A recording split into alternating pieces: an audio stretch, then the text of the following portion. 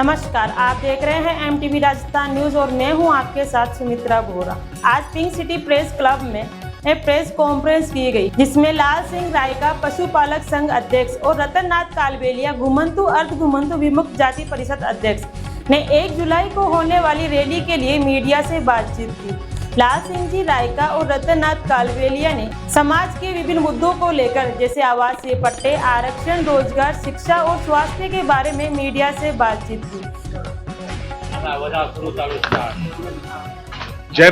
जयपुर शहर की समस्त मीडिया को बहुत बहुत धन्यवाद, क्योंकि इस देश का दबा कुचला घुमंतु जाति जो पहले बार इतना बड़ा एक महा आंदोलन कर रहा है, लालजी साहब और हमारे बिशन जी, भाई सोमराज जी और कपूर जी और राजस्थान के तमाम घुमंतु जातियों के लोग इस बार घुमंतु विमुक्त जो जातियां हैं वो आंदोलन क्यों करना पड़ा और ऐसी नौबत क्यों आई। अभी आपके जो सवाल जवाब हो रहे थे हम लोग सुन रहे थे, और मीडिया एक तीसरा स्तंभ होता है।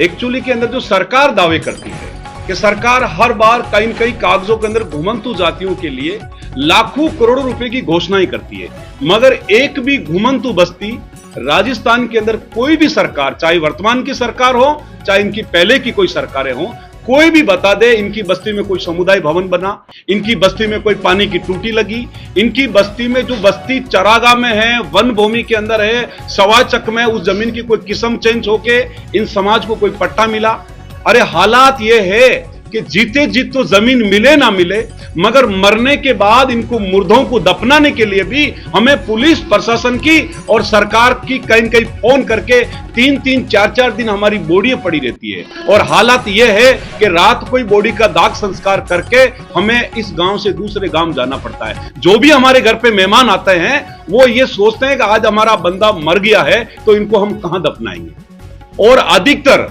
भास्कर ने भी पहले रिपोर्ट कर चुका है,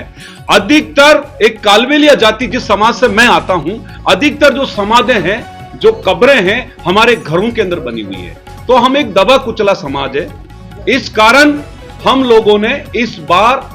राजस्थान सरकार की जो भी योजना है जिनका बायकॉट किया है कि आप कागजों में घोषणा करते हैं, जितने ही आईएएस हैं, जितने ही मंत्री हैं, इनके सबके एनजीओ बने हुए हैं। घुमंतु विमुक्त दबे कुचले जातियों के नाम पे सरकार जो भी बजट आवंटित करती है वो पैसा सीधा का सीधा उनके एनजीओ में चले जाते हैं, और सारे एनजीओ के जो उनके पदाधिकारी है वो उनके रिश्तेदार हैं।